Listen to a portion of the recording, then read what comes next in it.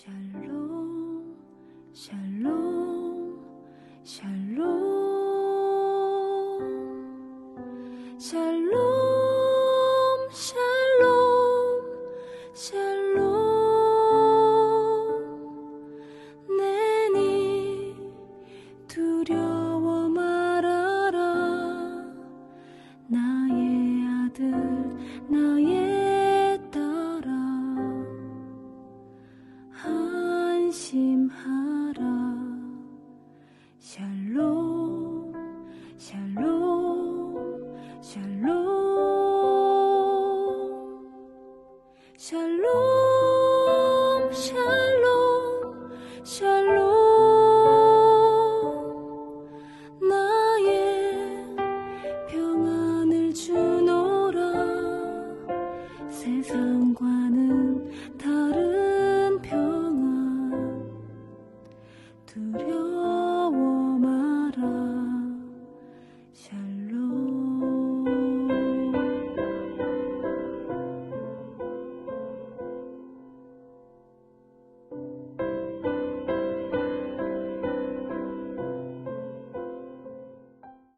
(3월 22일) 늘푸른 새벽 예배를 하나님 앞에 올려 드리겠습니다.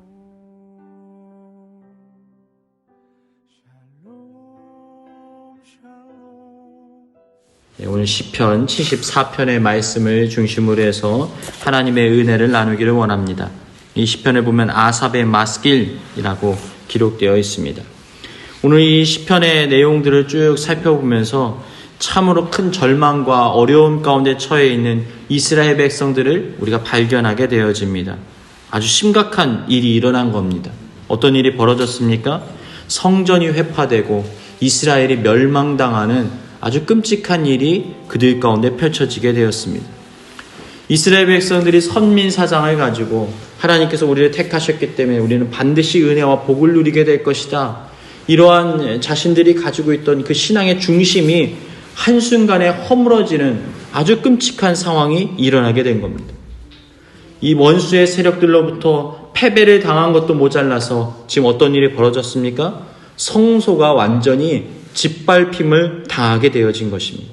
하나님을 예배하고 하나님을 찬양하고 하나님과 교통하고 그들의 삶이 하나님과 맞닿아 있었던 그 은혜의 자리가 완전히 회파됨으로 인하여서 절망 가운데 처해 있는 거예요.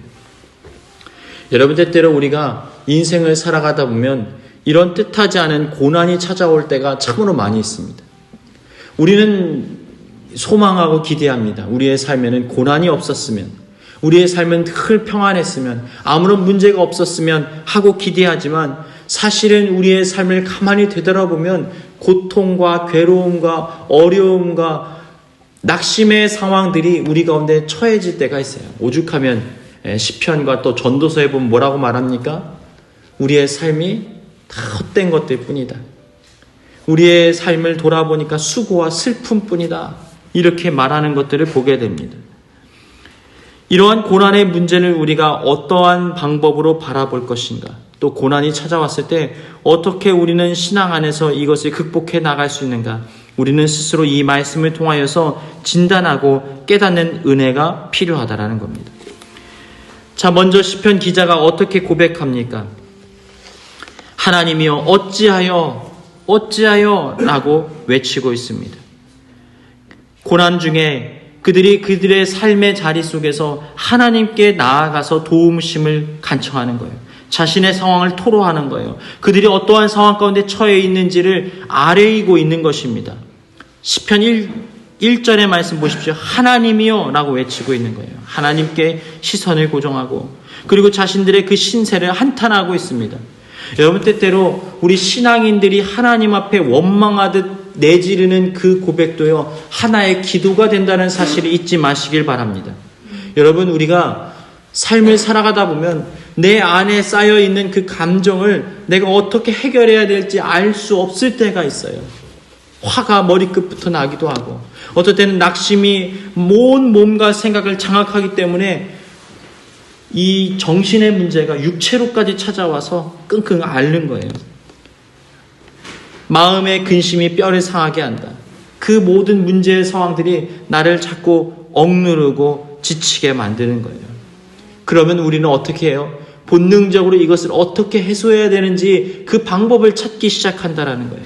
근데 이러할 때 어떻게 해야 됩니까? 하나님께 나와 하나님 앞에 자신의 감정을 토로할 수 있어야 된다는 거예요. 여러분, 여기에 전제가 있어요. 하나님은 우리를 모두 잘 아시는 분이에요. 우리가 연약하다는 걸 알고 계시다라는 거예요. 우리가 어떠한 형편에 처해 있는지 하나님 알고 계시다라는 거예요. 이렇게 할 수밖에 없는 연약한 죄인이라는 걸 알고 있다라는 거예요. 때로는 어떤 사람들은 말해요. 하나님께 원망하는 거 불경스럽다고 말해요. 그러나 시편을 살펴보십시오. 하나님께 원망하는 내용들도 기도의 시로 담겨져 있다는 사실을 우리는 기억해야 돼요. 그것이 비록 원망과 불평이라 할지라도 하나님 안에서 이루어지고 있다면 그것은 하나님께 향하여 기도가 되어진다는 사실을 잊지 마시길 축복합니다. 근데 중요한 사실은 내가 하나님을 떠나서 원망과 불평을 하는 순간 그것은 아무것도 아닌 그냥 감정의 표현일 뿐이에요. 여러분, 새벽 이 아침 이 자리에 나와서 때때로 우리는 우리의 마음을 상한 심령을 쏟아내야 될 때가 있어요. 주여 왜 이러십니까? 주님이 억울함과 답답함을 어떻게 해결하시겠습니까? 근데 그때 하나님께 그것을 토로하면 하나님은 기도로 받으십니다. 여러분의 시편의 고백이, 여러분의 신앙의 고백이 시편처럼 이렇게 하나하나 쌓여지길 주님의 이름으로 축복합니다. 지금 이 상황 속에서 영원히 버림을 받은 듯한 절망이에요. 그러니까 하나님 어떻게 해야 됩니까? 어찌 해야 됩니까? 그리고 왜 이러십니까? 라고 외치는 거예요. 우리가 그렇게 할 수 있는 그런 충분한 상황이죠. 근데 이렇게 하면서 그가 얘기합니다. 주의 기르시는 양을 향하여 진노의 연기를 뿜으시나이까. 지금 상황이 어떻습니까? 진노의 연기. 지금 무엇을 연상합니까? 불이 막 난 장면이에요. 뭔가 그 큰 건축물들이 와르르 쏟아지면서 먼지와 함께 불이 쏟아져 나오는 형상을 지금 보여주고 있어요. 지금 어떤 일이 벌어진 거예요? 주의 성전이 불타고 있어요. 끔찍한 일이 일어난 거예요. 그래도 이스라엘 백성들의 지탱하던 근간이 무엇입니까? 원수의 세력들로부터 수없이 외침을 당하고 그들이 패배하고 포로가 되어서 끌려갈 때에도 그들 가운데는 한 가지 소망이 있었어요. 그게 뭡니까? 하나님이 살아계셔. 하나님께서 우리를 언젠가 회복시켜 주실 거예요. 그런데 그들이 하나님과 마주하고 하나님을 예배했던 그 예배 처소가 그 터전이 허물어지는 것을 보면서 절망하기 시작한 거예요. 아, 이거 어떻게 된 일이지? 이게 무슨 일이야? 하나님 정말 다른 원수의 세력들과의 싸움에서 하나님이 패배하신 건가? 하나님이 혹시 계시지 않은 것은 아닌가? 그리고 하나님 앞에 아무리 외치고 기도해도 하나님이 침묵하시는 듯한 그런 고통 속에 그들이 노출되어 있는 거예요. 여러분, 때때로 우리가 신앙생활을 하다 보면요, 고난이 우리를 괴롭게 하는 게 아니라 우리 믿는 자들에게는 고난 중에 침묵하시는 하나님으로 인하여서 괴로울 때가 있어요. 평상시에는 하나님이 나에게 얼마나 섬세하게 말씀하시는지 몰라요. 어떨 때는 그 말씀을 통하여서, 찬양을 통하여서 눈물이 줄줄 흐르기도 하고, 하나님이 내 귀에다가 말씀하시는 것처럼 섬세한 그 하나님의 음성을 듣기도 합니다. 때로는 하나님 이거 응답해 주세요 하는 순간 즉시로 응답이 되어지는 것들을 보면서 야, 정말 하나님 살아계시구나, 이 맛에 신앙생활하지 하고 그것이 너무나 기쁠 때가 있어요. 그런데 하필이면 고난과 그 위기 상황 속에서 하나님이 말씀하지 않으시는 듯한 상황 가운데 노출될 때가 있다라는 거예요. 하나님 왜 이러세요? 하나님 그러신 분이 아니잖아요. 하나님 왜 나에게 침묵하시는 거예요?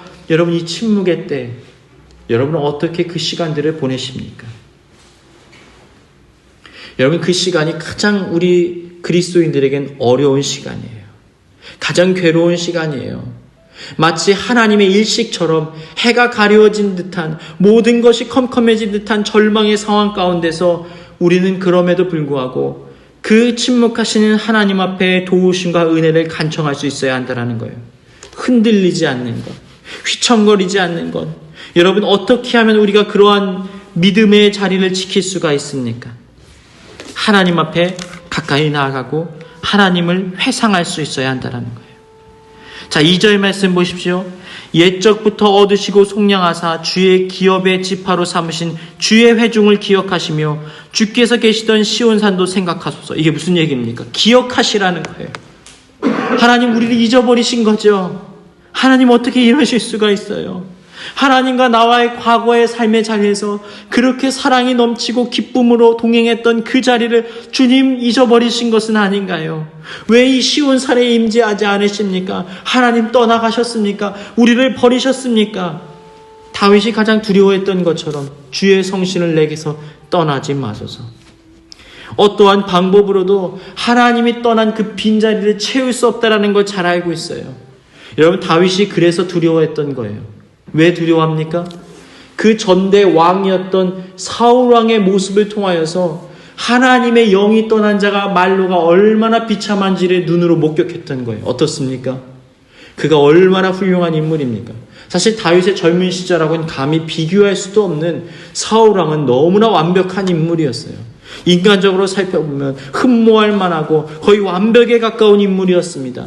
그런데 그 사울 왕이 하나님께 택함을 받으니까 승승장구를 하면서 그 이스라엘의 모든 통치권을 장악했는데 하나님을 잃어버리고 하나님의 영이 떠나고 나니까 그렇게 폐인이 될 수가 없어요. 그렇게 망가져 버릴 수가 없어요.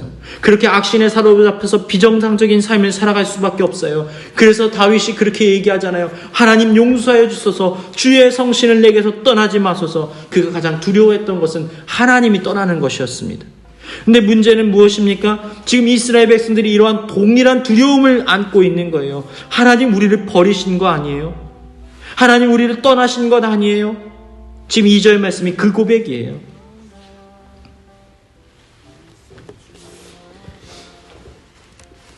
지금 그리고 이렇게 고백합니다. 3절부터 하나님 지금 완전히 다 파괴가 되었습니다. 완전히 다 무너져 버렸습니다.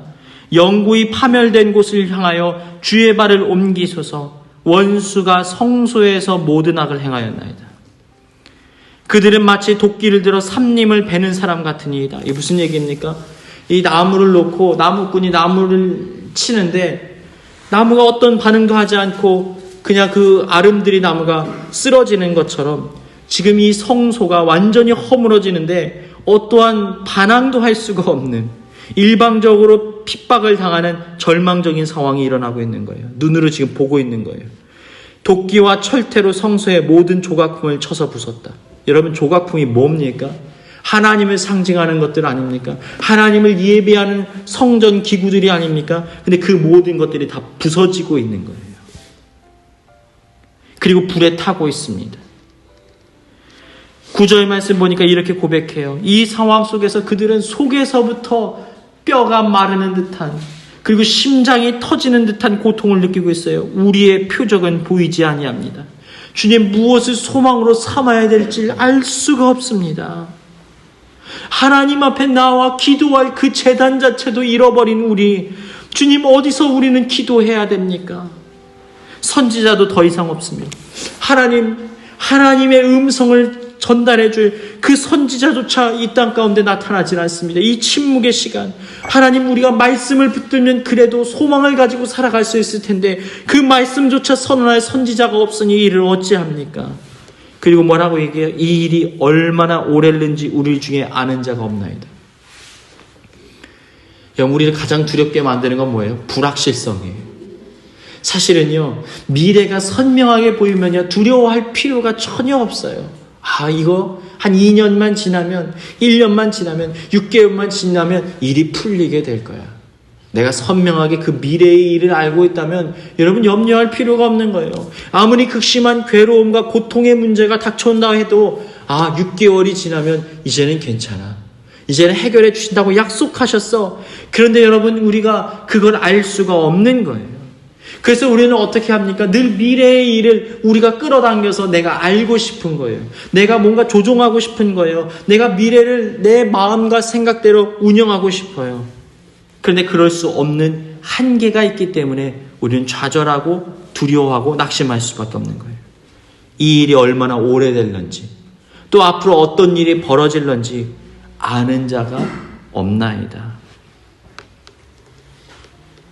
여러분, 이러한 상황 가운데 처해 있다면 기도할 초소를 잃어버렸다면, 여러분 신앙의 근간이 와르르 무너졌다면, 그리고 어떠한 기대와 소망도 찾아볼 수 없다면, 얼마나 이 고통이 오래 지속될는지 알 수가 없는 상황 가운데 놓여 있다면 여러분은 어떻게 하시겠습니까? 하나님을 저버리시겠습니까? 아니면 여러분은 어떻게 여러분의 믿음과 신앙을 지키겠습니까? 여러분 12절 말씀 한번 보십시오. 12절. 이러한 과정 속에서 그들이 떠올리는 한 가지가 있어요. 12절, 하나님은 예로부터 나의 왕이시라 사람에게 구원을 베푸셨나이다. 이게 무슨 얘기입니까? 그가 무엇을 회상하고 있습니까? 예로부터. 이것은 두 가지를 가리키는 거예요. 하나는 내가 지난날 과거로부터 지금까지 만났던 하나님을 회상하는 거예요. 여러분, 우리의 간증이 효력이 있는 것은 무엇입니까? 여러분, 우리가 지난날 하나님과 만나왔던 그 치열한 그 신앙의 싸움들, 그것을 하면서 깨달은 은혜의 결실이 무엇입니까? 하나님은 살아계시다라는 그 증명 아닙니까? 내가 체험했던 하나님, 내가 만났던 하나님, 나의 기도에 응답하셨던 하나님, 그 하나님을 내가 지금의 삶의 자리에 끌어온다면 그 칠흑같이 어두운 밤 속에서도 하나님이 우리 가운데 음성을 들려주시지 않는 어두운 밤이 찾아올지라도 우리는 소망을 잃어버리지 않을 수 있는 거예요. 여러분, 지금껏 살아왔던 신앙 속에서 고난의 시간들이 있지 않았습니까? 그러나 그 고난을 극복하면서 여기까지 이르지 않았습니까? 그 고난의 순간 속에서 체험했던 하나님이 있지 않습니까? 그럴 때 우리는 그것을 다시 붙들고 소망으로 다른 지쳐 나아갈 수 있게 되어지는 거예요. 여러분, 지난날의 고난, 그리고 그것을 극복하면서 얻게 된 신앙의 전리품은 지워지지 않는 우리의 믿음의 흔적이 됩니다. 우리에게도 길갈의 12돌이 필요한 거예요. 이스라엘 백성들이 요단강을 건너고 난 이후에 그 요단강 안에서 12돌을 끄집어냅니다. 그리고 요단강 서편에 나와서 거기에 돌을 세웁니다. 그것을 상징하는 게 뭐예요? 하나님이 이렇게 요단강을 건너게 하셨다는 거예요. 어떤 문제가 있을지라도 그 길갈에 돌아와서 다시 한번 하나님을 회상해 보라는 거예요. 하나님을 기억하라는 거예요. 하나님은 이런 분이셨다라는 거예요. 그런데 지금도 그 하나님은 우리 가운데 일하실 수 있는 분이라는 거예요. 어떤 이유 있었는지 알 수는 없지만 우리 가운데 침묵하시는 분명한 이유가 있고 하나님 때가 닥쳐오면 반드시 하나님은 또다시 우리 가운데 은혜를 베풀어 주신다는 것을 믿어야 한다는 거예요. 여러분, 길갈의 12돌을 다시 한번 회상하십시오. 여러분, 고난이 닥쳐올 때 지난날 하나님께서 어떻게 행하셨는지 하나하나 곱씹고 손으로 새겨보십시오. 여러분, 그때 우리는 우리의 하나님을 다시 회복할 수가 있는 거예요. 아, 하나님 그런 분이셨지? 근데 그 하나님이 나를 외면하실 수가 없는 분이시지. 그렇기에 나는 지금도 하나님을 찬양하고 높일 수가 있구나. 또 한 가지는 뭐예요? 여러분, 우리의 신앙은 제한적이에요. 여러분, 우리가 오랫동안 살았어도 70년의 인생 속에서 우리가 하나님 만난 거잖아요. 그러니까 우리의 신앙의 연조는 짧을 수밖에 없어요. 그럼 우리가 더 깊은 하나님을 마주하고 알기 위해서는 어떻게 우리가 영적인 그 체험과 간증을 길어 올릴 수가 있을까요? 여러분, 말씀입니다. 여러분, 성경 66권 이 말씀을 통해서 길어 올리는 거예요. 믿음의 조상들에게 행하셨던 그 하나님의 역사하심들을 우리가 성경 속에서 새겨보는 거예요. 그러다 보면 어떨 때는 레마의 말씀으로 우리 가운데 확 박힐 때가 있어요. 아, 요 믿음의 조상의 상황이 나의 상황과 꼭 맞다 했구나. 그것이 묵상되어질 때 있어요. 그리고 그의 삶에 어떻게 하나님이 일하셨는지를 통하여서 내가 그 믿음의 물을 길어 올릴 때가 있어요. 그러면 어떻게 됩니까? 야곱이 만난 하나님, 내가 지금 만나게 되는 거예요. 다윗이 만난 하나님, 내가 지금 체험할 수 있게 되어지는 거예요. 이스라엘 가운데 홍해를 가르셨던 하나님, 그 하나님을 내가 마주할 수 있게 되어지는 거예요. 떨그나무 아래에서 모세를 부르셨던 하나님, 그 하나님을 지금 내가 그 순간 만날 수 있게 되어지는 거예요. 엘리야와 같이 로뎀나무 아래에서 좌절하고 낙심하고 실망하고 상처받아서 쓰러져 있을 때 하나님의 천사가 찾아와서 그를 위로하고 어루만지는 은혜를 우리가 누리게 되어지는 거예요. 사랑하는 여러분, 예로부터 하나님은 나의 왕이시라, 이 말에는 중요한 영적인 열쇠가 있어요. 문제를 해결하는 비밀이 담겨져 있어요. 그게 뭐예요? 지난날의 나의 간증이에요. 그리고 나이가 하나님의 말씀을 깊이 묵상함으로 인하여서 지난날 역사하셨던 하나님을 오늘 우리의 삶에 끌어당길 수가 있는 거예요. 여러분, 그래서 우리는 과거를 통하여서 현재의 우리의 삶에 그리고 미래의 우리에게 역사하실 하나님을 우리가 온전히 바라볼 수 있게 되어지는 것입니다. 믿으시기 주님의 이름으로 축복합니다. 하나님은 예로부터 나의 왕이시라 선언하는 거예요. 예로부터. 여러분, 여기 힘이 담겨져 있지 않습니까? 그리고 그가 어디서부터 지금 이 하나님에 대해서 회상합니까? 13절 쭉 보십시오. 주의 능력으로 바다를 나누시고 물 가운데서 용들의 머리를 깨뜨리셨다. 그러니까 창조의 이전에 하나님을 떠올리는 거예요. 그러니까 어디서부터 시작한 거예요? 창세기 1장 1절로 돌아간 거예요. 태초에 하나님이 천지를 창조하시니라. 아, 태초를 지으신 하나님, 태초 이전부터 계셨던 하나님, 그 하나님께서 자신의 백성을 버리실 일이 없으시지라고 깨달은 거예요. 또 어떤 일이 벌어집니까? 14절에 보니까 리오 야단의 머리를 깨트시고 사막에 사는 자에게 음식물로 주셨다. 바다를 나누셨다. 용들의 머리를 물 가운데서 깨트리셨다. 이 내용들이 뭐냐면 그 당시의 고대 근동에는 이러한 신적 존재들이 그 땅 가운데 있었다고 믿었습니다. 그러니까 하나님이 어떻게 하신 거예요? 그 태초 이전에 그 세계를 창조하는 것을 단순하게 그냥 하나님이 말씀으로 창조하신 것이라고 생각한 것이 아니라 이 신과 신의 대결을 통해서 완전한 승리를 거두신 하나님, 그리고 세상을 주관하신 하나님, 이렇게 이제 생각을 하는 거예요. 그래서 그 신화에 보면 이런 내용이 나와요. 그래서 이 신의 몸을 찢어서 물의 신이라는 혼돈과 어둠에 그 주관하는 그 신적 존재를 둘로 찢어서 위로 올리니까 궁창이 됐고 밑으로 내리니까 바다가 된 거예요. 그런 어떤 이 성경을 벗어난 어떤 신화적인 어떤 이미지가 있었다는 겁니다. 그 당시에. 그래서 그러한 어떤 싸움 속에서 승리하시고 왕 중의 왕이시고 신 중의 신이신 하나님께서 절대로 패배하실 일이 없고 우리를 외면하실 일이 없다라는 것을 지금 표현하고 있는 거예요. 지금 계속 그러한 고백을 하는 겁니다. 낮도 주의 것이요 밤도 주의 것이라.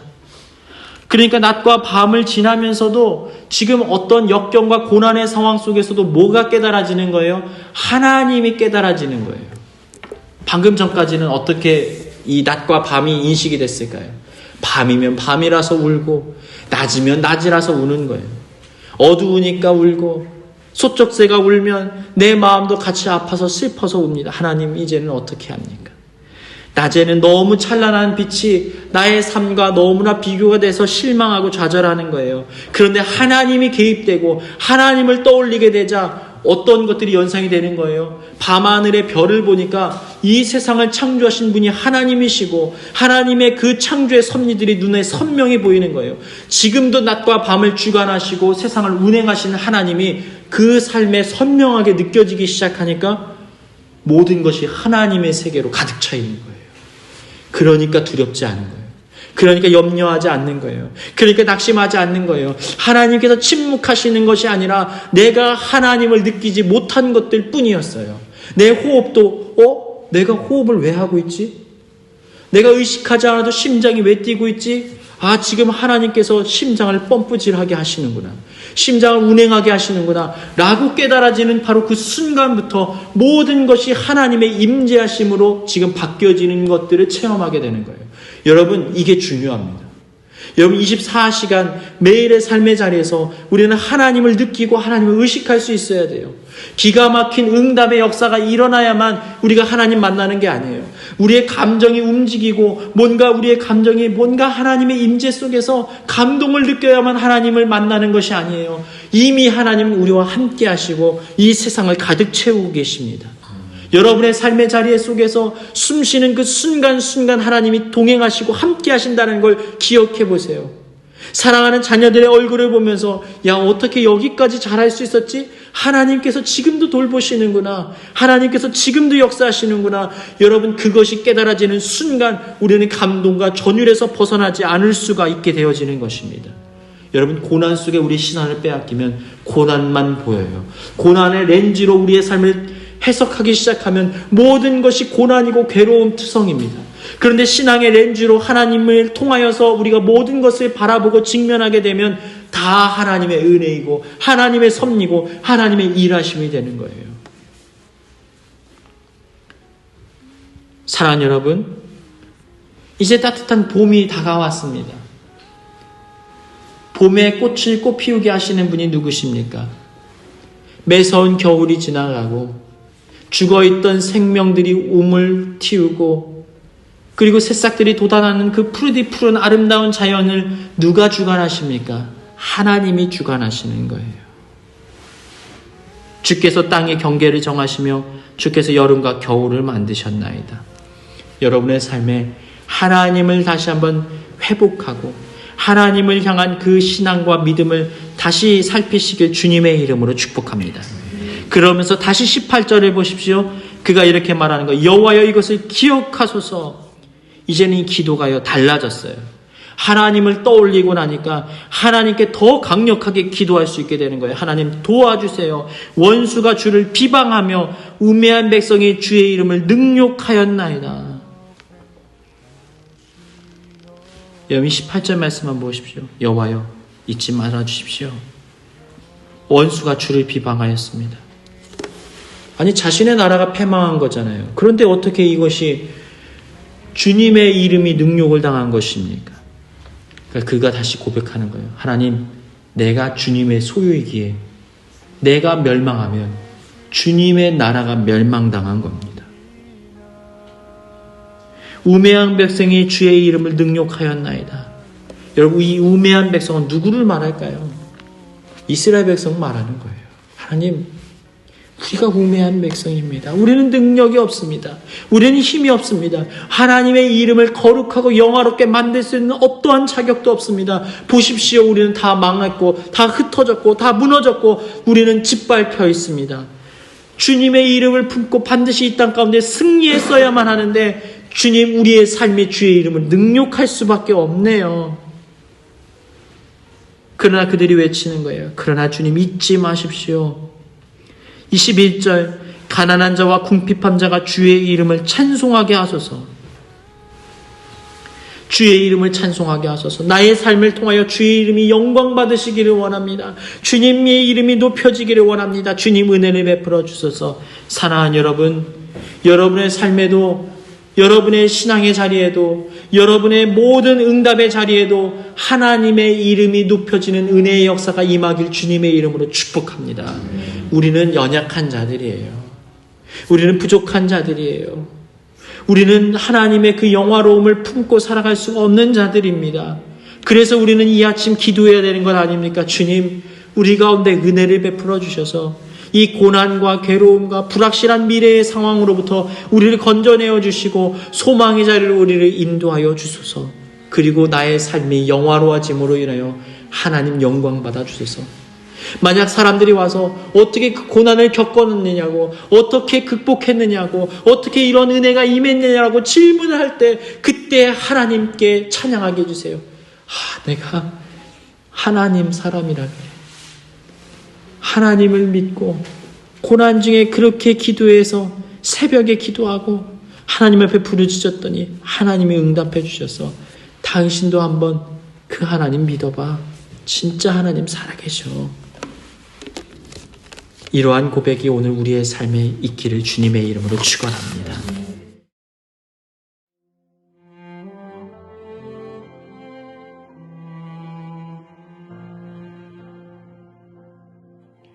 교회 주신 공동의 기도 제목을 가지고 다 같이 기도하겠습니다.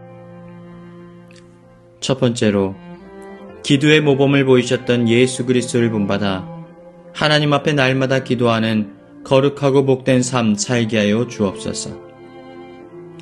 주님이 가르쳐 주신 기도를 통하여 주님의 뜻을 알게 하시고 이 땅에서 하나님 나라를 살아가는 주님의 백성들 되게 하여 주옵소서. 우리 누이푸른 교회 가운데 죽었던 모든 것이 다시 살아나는 부흥의 역사, 은혜의 역사 임하게 하여 주옵소서. 다 같이 기도하시겠습니다. 인자는 영원하도다.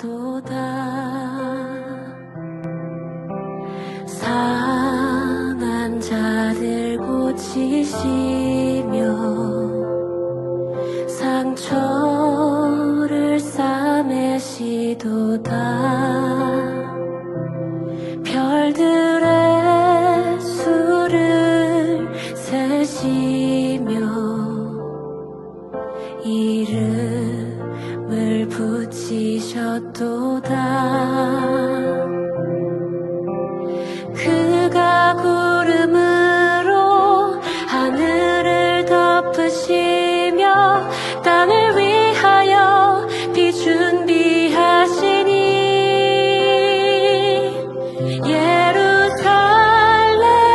예루살렘아 여호와를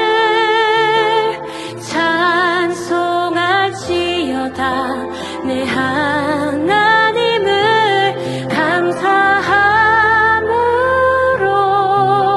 그 앞에 나가며 주인제 앞에 경배해.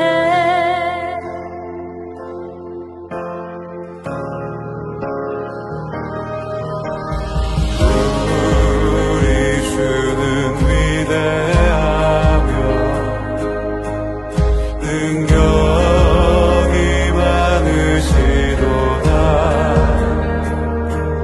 그의 지혜 무궁하며 인자는 영원하도다. 상한 자들 고치시며 상처를 싸매시도다. 별들의 수를 세시며